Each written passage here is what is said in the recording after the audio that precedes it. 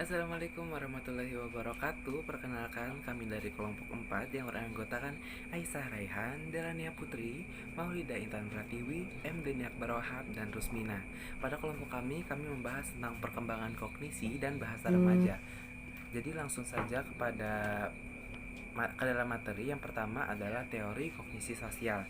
Jadi kognisi yaitu suatu keyakinan diri individu terhadap stimulus. Jadi maksudnya keyakinan ini bisa diperoleh ketika individu itu telah mengerti tentang stimulus dan diberikan informasi yang mempengaruhi perkembangan kognisinya. Kemudian teori kognisi sosial menurut Albert Bandura mengatakan dalam teorinya bahwa seorang itu dapat belajar dan mempelajari sesuatu dengan vicarious learning atau diwakilkan. Jadi, misalnya dengan mengobservasi orang lain dan melalui pembelajaran aktif. Bandura juga meyakini bahwa pembelajaran melalui vicarious learning dengan melihat atau mendengar pengalaman orang lain lebih efisien daripada belajar melalui pengalaman langsung. Beberapa penelitian juga telah menunjukkan bahwa respons seseorang dapat dikembangkan melalui vicarious learning seperti Dune, Guler, Askew, Chris, dan lain-lain. Kemudian juga Bandura mengatakan bahwa meskipun manusia juga belajar dari pengalaman langsung, namun banyak sikap, kemampuan, dan perilaku yang mereka pelajari bersumber dari pengalaman tidak langsung. Dari observasi memberikan manusia kesempatan untuk mempelajari bahwa hal tanpa harus mengalami sendiri secara langsung. Jadi maksudnya ini inti dari pembelajaran melalui observasi ini adalah modeling. Jadi pembelajaran melalui modeling ini bukan sekedar hanya kayak seperti imitasi, namun semua pembelajaran ini meliputi proses kognitif. Jadi seseorang itu akan menambah atau mengurangi perilaku yang diobservasi dan akan melakukan generalisasi. Selanjutnya akan dilanjutkan oleh teman-teman saya. Terima kasih. Saya akan melanjutkan penjelasan dari rekan saya sebelumnya. Ada 4 faktor yang mempengaruhi pelajaran melalui observasi. Yang pertama, ada perhatian. Perhatian di sini dimaksudkan dengan pemusatan fokus kalian terhadap sesuatu. Misalnya nih, kita mau ngadain penelitian tentang remaja.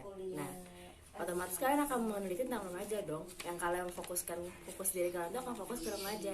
Selanjutnya, ada representasi.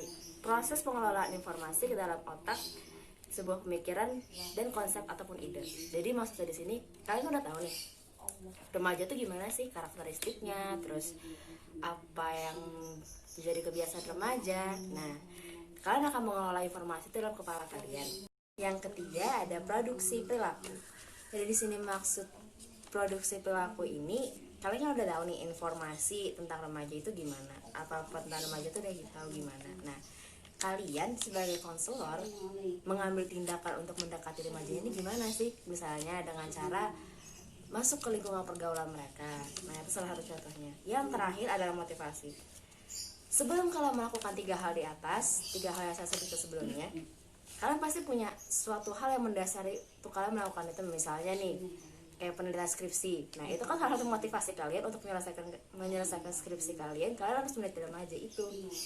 Sekian dari saya, akan lanjutkan oleh rekan saya. Terima kasih. Assalamualaikum warahmatullahi wabarakatuh.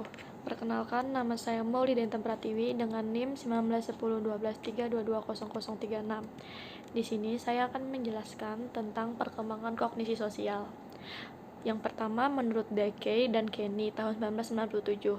Dake dan Kenny menjelaskan bahwa kognisi sosial adalah kemampuan untuk berpikir secara kritis mengenai isu-isu dalam hubungan interpersonal yang berkembang sejalan dengan usia dan pengalaman, serta berguna untuk memahami orang lain dan menentukan bagaimana melakukan interaksi dengan orang lain. Yang kedua, menurut Santrox tahun 1996. Menurut Santrok, kognisi sosial mengacu pada bagaimana seseorang memandang dan berpikir mengenai dunia sosial mereka, orang-orang yang mereka amati, dan berinteraksi dengan mereka, hubungan dengan orang-orang tersebut, kelompok tempat mereka bergabung, bagaimana mereka berpikir mengenai diri mereka dan orang lain. Yang ketiga, menurut Ban dan Baine tahun 2000, Menurut Ban dan Baine tahun 2000, kognisi sosial merupakan cara individu untuk menganalisa, mengingat, dan menggunakan informasi mengenai kejadian atau peristiwa-peristiwa sosial.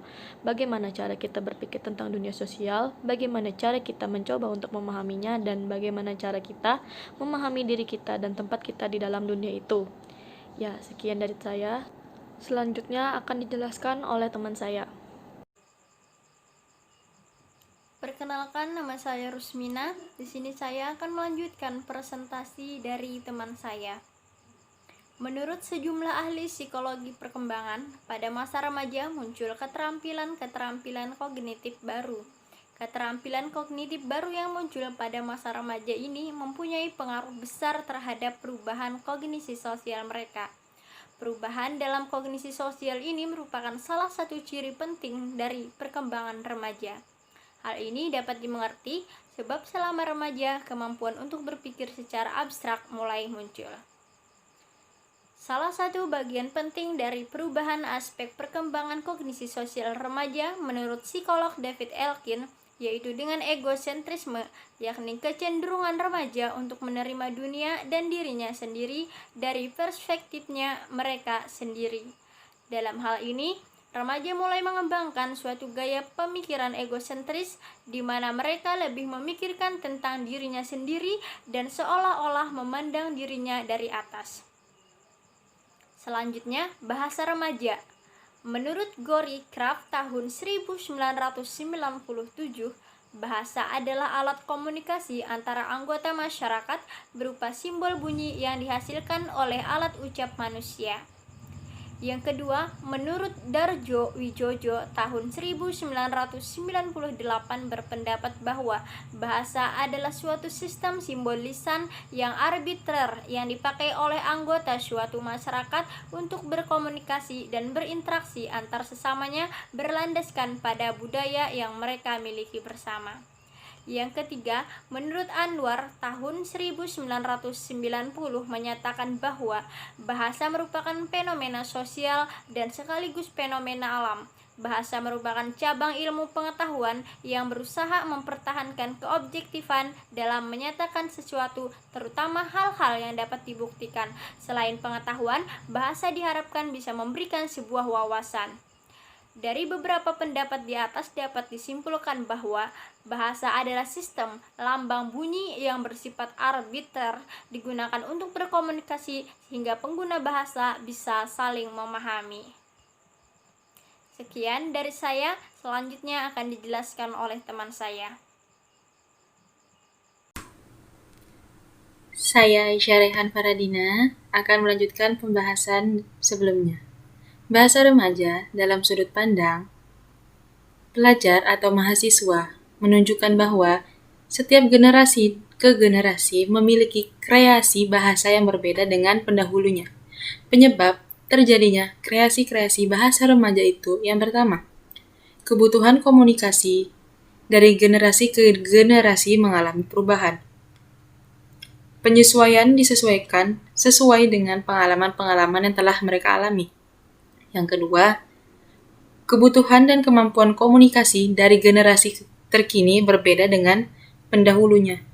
Jika komunikasi pada zaman dahulu biasanya hanya untuk menyampaikan hal-hal penting dan bersifat formal, komunikasi sekarang bisa bersifat lebih non-formal, santai, sekedar basa-basi, dan bahasanya pun tidak formal. Kesimpulan dari pembahasan materi kelompok 4 yaitu bahasa remaja merupakan bahasa hasil ciptaan remaja yang berdasarkan dari pengalaman yang telah mereka alami. Faktor-faktor penyebab terjadinya bahasa remaja yaitu umur, gender, profesi, kelas sosial, asal muasal, ataupun suku. Penggunaan bahasa remaja tidak akan menjadi sebuah masalah yang besar jika kita tidak melupakan bahasa asli kita yaitu bahasa Indonesia. Sekian dari kelompok 4, kurang lebihnya mohon maaf. Assalamualaikum warahmatullahi wabarakatuh.